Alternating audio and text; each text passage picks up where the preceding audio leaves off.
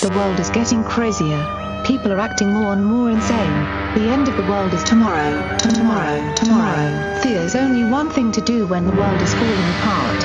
Listen to Basil and Gonz as they discuss this week's news and events through the lens of Bible prophecy. You are listening to Canary Cry News Talk. Hey everybody, welcome to Canary Cry News Talk. It is June 26th, 2019, episode 145. And I didn't come up with a title for this episode yet, but there will be one, I promise. Something about robots decoding central bankers. And Basil is still out, but we have another guest co-host. This time it's Mel from Truth Stream Media. Mel, thanks for coming on to Canary Cry News Talk. How you doing? Thank you for having me, Gonz. I'm glad to be here.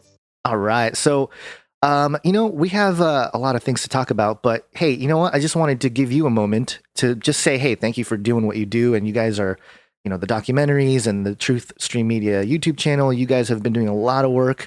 I just wanted to show my appreciation because I think a lot of people listening, they follow you guys as well.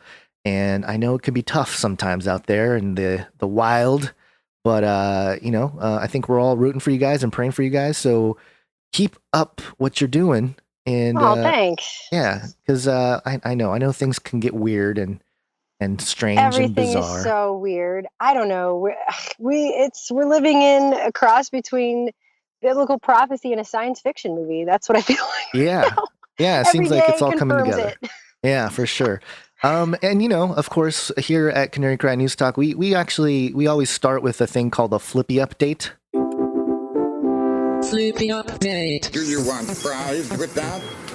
And FLIPPY is this race of robot arms, not military weapons, literal arms. It was named after the burger flipping arm robot called FLIPPY. And so we just, anytime we see robot arms, we call it FLIPPY.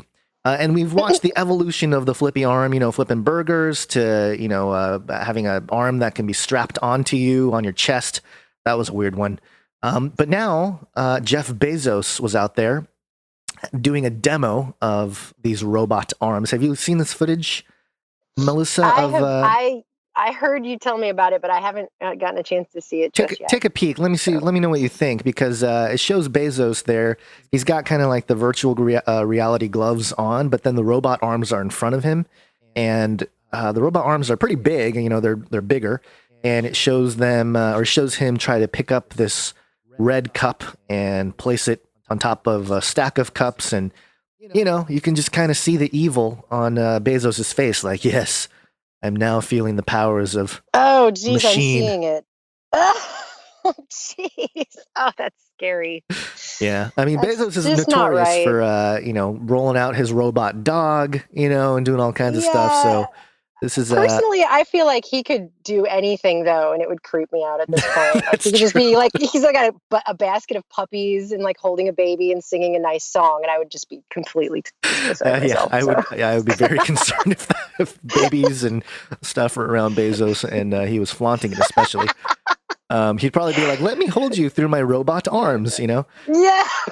Try to pick up the baby with those machine arms. But I mean, it looks pretty detailed in its ability to use all the It looks like the RoboCop thing. Yeah. Right? Yeah. Except it's a person in the middle instead of a machine, but ugh. Yeah. I mean, this sort of thing, I guess, will be good for factory workers and stuff that have to pick up hot things or, move heavy items or whatever. But I mean, the application of it being used in the wrong way is obviously, you got superheroes and stuff, right? Like, or villains that are probably going to use this kind of technology to do horrible things. Great, because we're living in a Marvel comic gone wrong. Yeah, exactly. So I'm totally convinced that people are going to start creating their own, vigilante type of movements and use this technology to try to do weird things and all that kind of stuff. So anyway, that's our little FLIPPY update. Not much really to say there other than there he is, Bezos. Don't give Jeff Bezos a baby. Yes. No weird babies for Jeff Bezos. Robot arms. Just Does he have no puppies, no small fish, just nothing. Does he have children? Do you know if he has kids? I actually don't know that. I think I've purposefully shut off the part of my brain that would think about that. Actually, he should but I mean, he's obvious. I hope he's a human. No, when people it really seems to me, and I can't blanket say this about everyone because I wouldn't blanket statement any group of Right. people, but it really does seem to me that these billionaires, a lot of them, once they get to a certain status and a certain amount of money, it's almost as if their humanity has somehow disappeared or been shut off. They disconnect from the rest of everyone else and become kind of a different class or something. It's really weird. Yeah, it's kind of that whole the love of money, right? The love of money, not just money, but the love of it creates all kinds of evil. And it blinds you. I think people's consciences are seared at a certain point, and they really can't relate to a normal human. They only think or they apply all of their technology to reality and try to solve everything. And I guess it's the natural course of where things are headed. But you bring up these billionaires, which we reported on last week, and a lot of people have reported on it. It's been all over the news. But it's the whole Libra thing, and I wanted to do a quick update. There was a QZ article about the Libra project by Facebook. Blockchain. And that's our little blockchain. Anytime I get to use it, I try to use that thing because it's hilarious and it gets stuck in people's heads. But it's an article. Facebook's Libra isn't the next Bitcoin, but you can make money off it anyway. And it goes through here talking about the Libra token, which we talked about last week, but I wanted to give you a couple highlights. Libra will be backed by actual reserves, in this case, cash and government bonds. That sounds like a good plan, right? Back up your cryptocurrency by cash and government bonds. That's stable. And then it keeps going. However, while some of the underlying assets are interest-bearing instruments, the spoils won't go to the Libra holders among the general public. Instead, the project's heavyweight backers, Visa, MasterCard, Uber, and the like, will collect any interest accrued on the reserves through Libra investment tokens, which also represents voting power over how the reserves are managed. Meanwhile, Libra users will simply transact using the currency tokens, perhaps gaining or losing ever so slightly because of periodic adjustments to the basket of reserves. So, this is not decentralized whatsoever. This is centralized in terms of, a monetary system, a currency, where the corporations that have the nodes, they control everything. They actually collect the interest, the transaction fees, and everything else. And everybody else, they actually can't make any money from it. So, the system is already rigged. This is a central banking system for the 21st century is basically what it is. And it's funny because the article goes on to say like, well, actually you really can't make money as a normal person off of Libra token. And the best thing to do is actually invest in the corporations that are supporting the network. But then even then, it's really not that much of a thing because, only $10 million have gone into, each company has only put in $10 million. So the returns aren't going to be that substantial. So they basically say buy Bitcoin, which is their solution to everything. And so, the conclusion here of this article on QZ, for the moment, there isn't a surefire way to cash in on Libra, but indirect bets could pay off handsomely, which should go to show that like, hey, this Libra thing is not meant for our liberty and our sovereignty when it comes to financial. Not. Yeah. And it's just obvious right from the get-go. Yeah, if you see how Facebook is handling free speech right now, and just imagine them somehow being in control of a main digital currency that the majority of people use, Bitcoin actually sent out a tweet that I thought was hilarious last week. It said, here's the future of Libra coin, and it was a warning screen from Facebook that said, you're blocked from your electronic wallet. This temporary block will last for 30 days, and you won't be able to use your Facebook currency until it's finished. You've purchased something that goes against our community standards. Please read the Facebook community standards to learn what kinds of purchases aren't allowed. And then there's a little button for OK, because it's all you can click. That's all you can click. OK, or just close out. Okay, I guess I bought something Facebook didn't approve of, since Facebook's going to tell me what to think, what I can talk about, and apparently what I can buy. But you could see, you could see how that could happen. It's almost like Sandra Bullock's The Net. We're just going to turn your wallet off. Too bad for you. Yeah. If you didn't.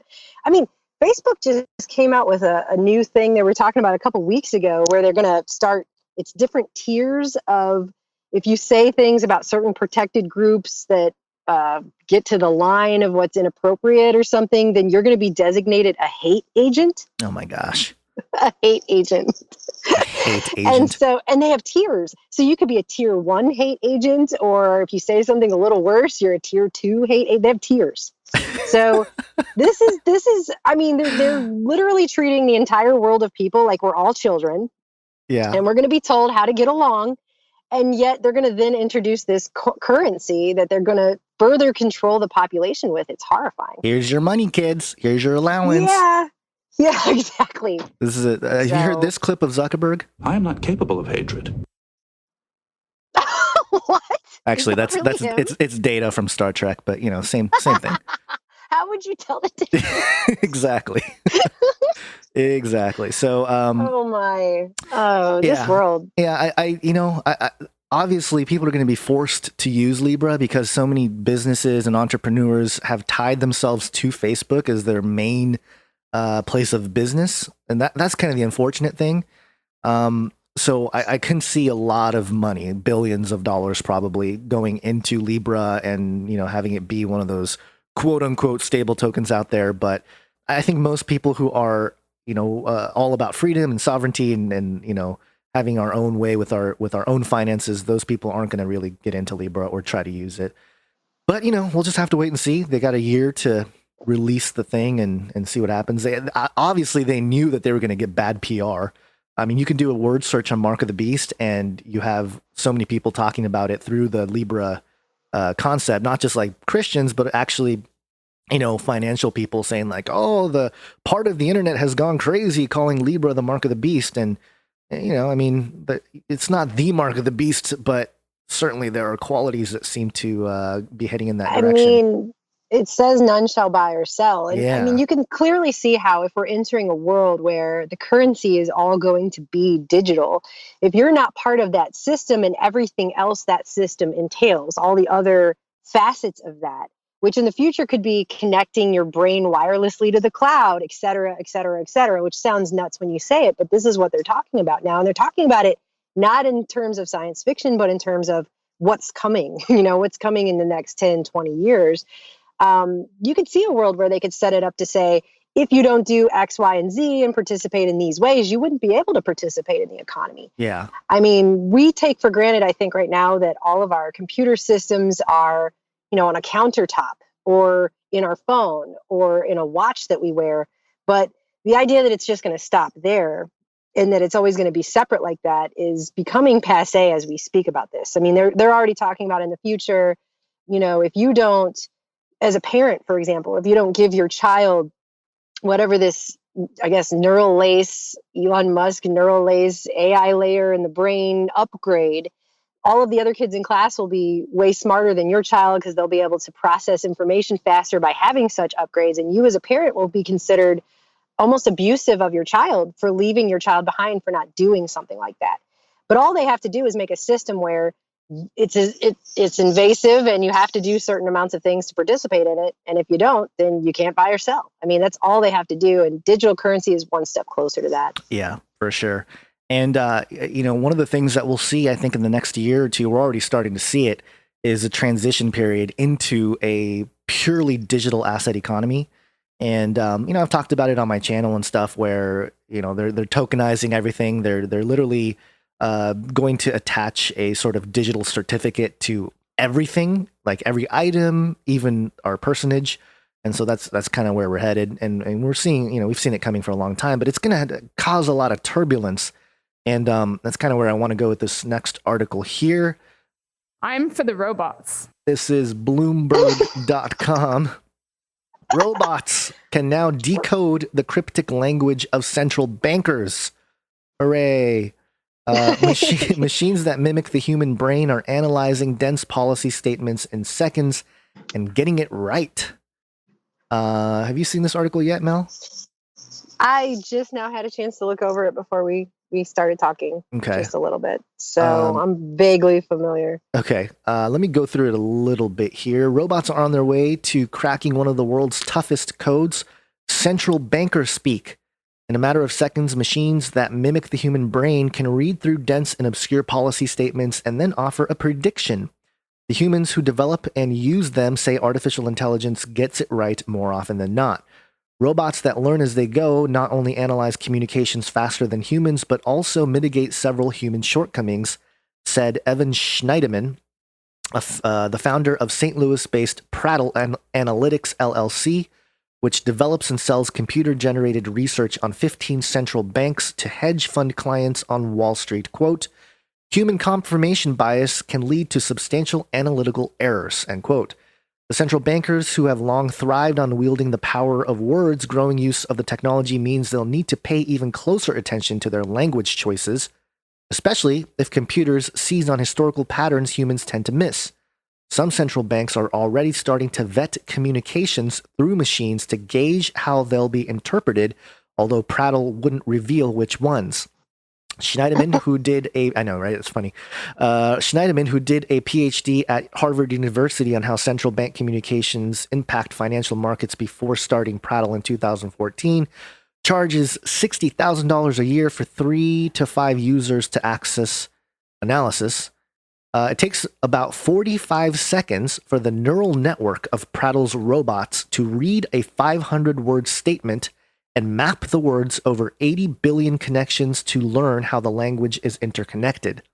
It then draws on all prior language from that central bank to determine the likely market impact. For Federal Reserve minutes, it's even faster. Clients start receiving analysis in less than milliseconds. The question is how intelligent it can become. The speed is one of the key reasons why advances in AI are upending an area of research that until a few years ago might have seemed impossible to do without human common sense. That's because the task requires not only swiftness, but creativity. Policymakers have historically been hard to understand, partly because of the complexity of the topic and sometimes deliberately. Former chairman of the Fed, Alan Greenspan, said in 1987 he'd, quote, learned a mumble with great incoherence.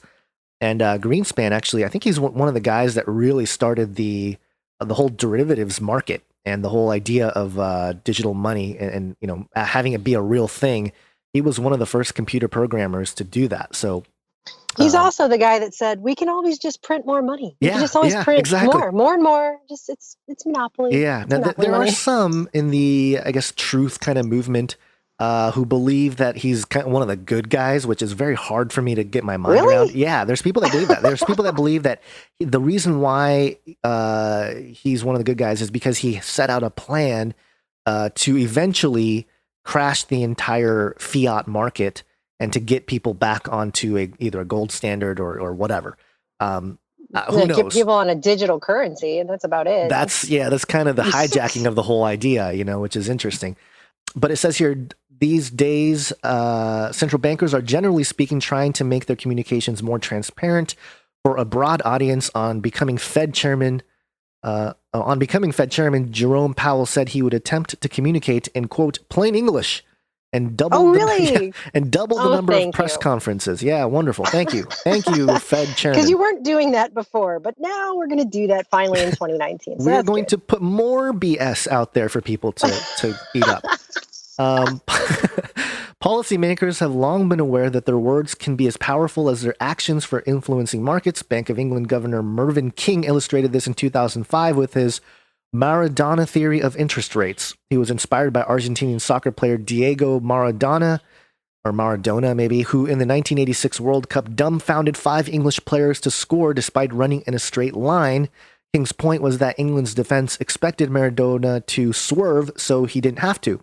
Likewise, if investors expect the central bank to adjust policy to control inflation, markets will tighten or loosen by themselves and the bank doesn't have to act.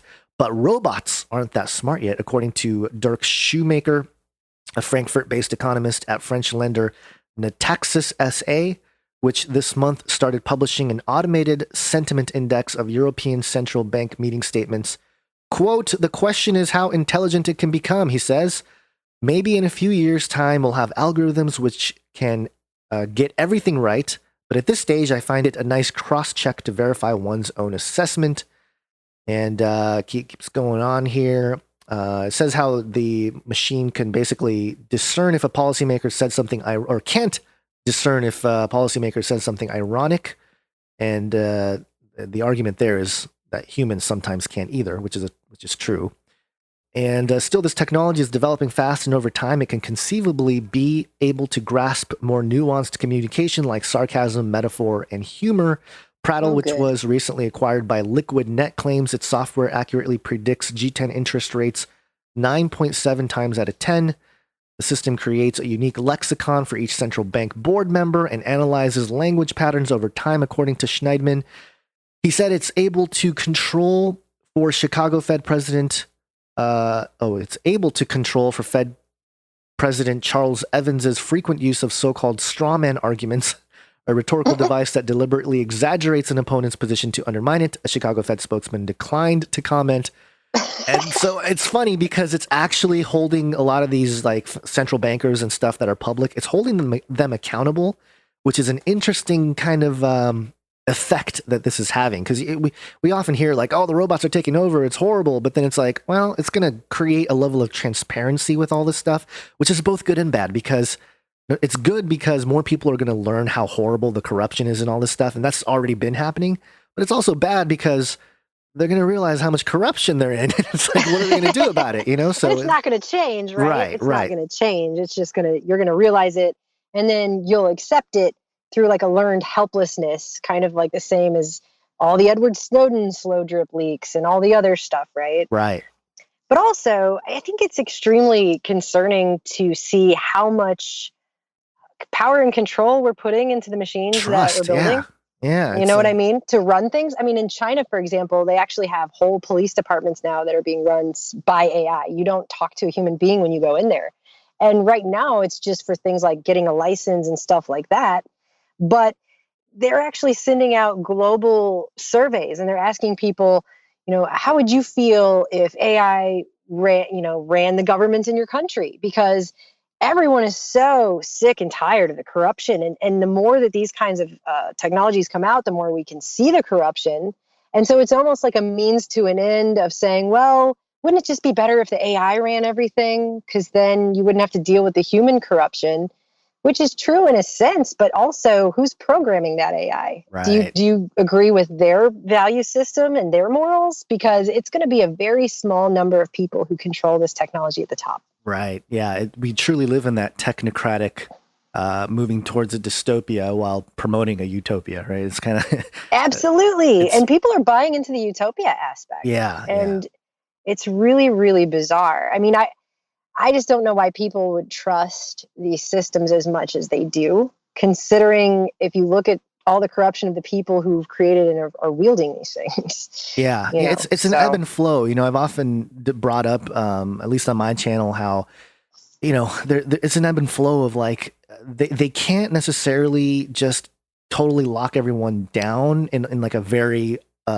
obvious kind of in your face way. I mean, they will eventually, but I think they have to allow. There's so much infrastructure that they still want to build that they have to get the people to actually believe in this pursuit of freedom, pursuit of sovereignty. And there's a lot of people in the kind of freedom movement that are really into like cryptocurrencies, for example. And it's because for the first time, there's an asset class that's out there that, the bankers can't necessarily control. We regular people, you and I, as long as we have our private keys and we memorize it in our heads, I mean, they really can't have access to that, those digital bits. So it's a unique time we're living in where it's going to increase that level of like freedom and a level of sovereignty, level of liberation in terms of the ability to control your own money and not be so reliant on banks in general. But at the same time, you're also helping assist build like this greater infrastructure of like this crazy beast thing that's emerging. And so it's kind of a give and take. So, I mean, it's one of those things where the discussion has to take place. We are going to move into that world. I've heard people say like, oh, just hold on to cash. We got to hold on to cash. It's like, I don't think that's the solution either. I mean, it's just paper ultimately, If I mean, fails, look at what's going on in Venezuela exactly. right now. They've got lots of money. It doesn't buy them anything. Yeah. I just found out, actually, just bringing that up really quick, I just found out they're building a Chinese-style social credit system in Venezuela too. On the in the background of all of this, and they're not really reporting on that at all. So everyone's focused on all, this other stuff that's going on there, which is already bad enough. But that's what they're doing in these countries that are having this kind of turmoil. is they're actually coming in on the back end and building these Chinese social credit score systems. Yeah, and it's So there's a little nation out in the Middle East that has really gotten ahead of the fintech development, and they are also working with China. Certain companies out there, anyway, are working with China to create. I think it's called like Silk Road 2.0 or something. They're basically trying to have a sort of new technological, road, basically a supply chain kind of thing, from greater Asia into the West. And I'm talking about the nation state of Israel. Nothing bad about the people that live there, but I'm talking about some of the leadership and the technological leadership that's taking place. They are very much on top of the digital currency stuff. So it'll be interesting to see how they develop, or how they assist in that, because they're really kind of in between the Western world and the Eastern world. And it looks like they're going to have a pretty significant hand in how this stuff happens, in terms of regulation and all that kind of stuff. Even now, there's a company, if you want to like buy cryptocurrency like Bitcoin or Ethereum or whatever, there are platforms that you have to go through basically. And those on-ramps, there's a big one that's from Israel. And I mean, not many people know that they're from Israel, but it's a company that's from Israel, and they're literally turning all your dollars. It's the gateway basically to allow your dollars to turn into crypto money.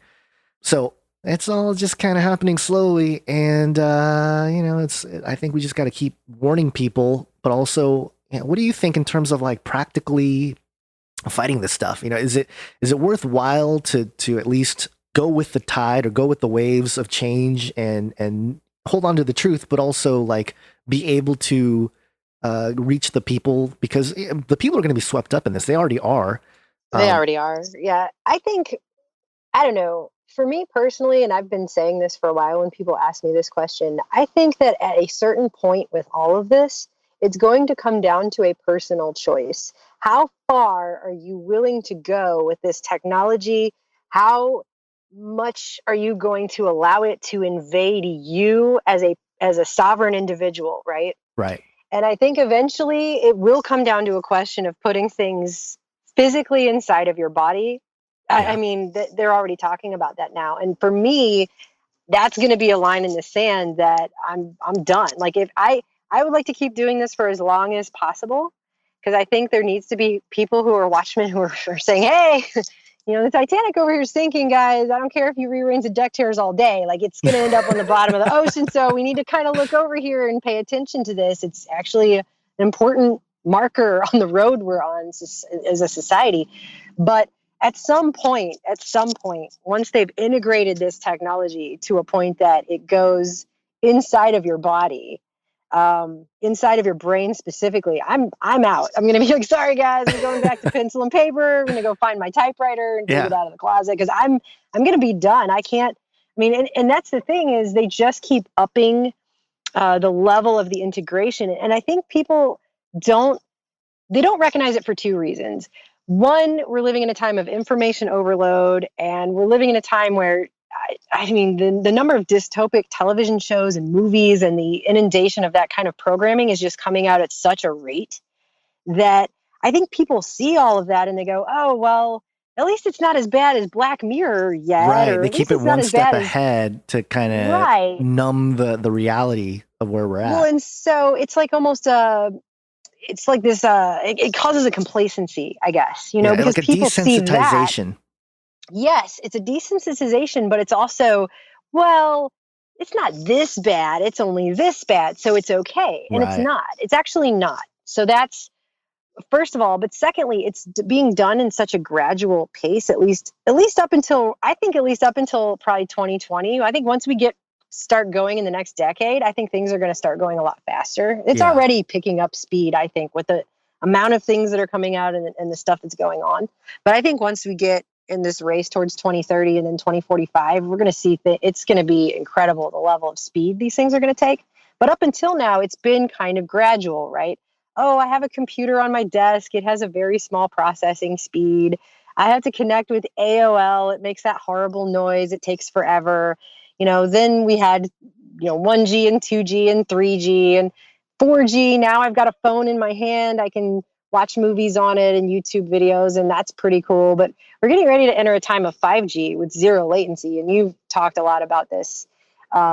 It's going to change things. That's a game changer as far as the amount of information being at your fingertips instantaneously and the things that are going to come out with that.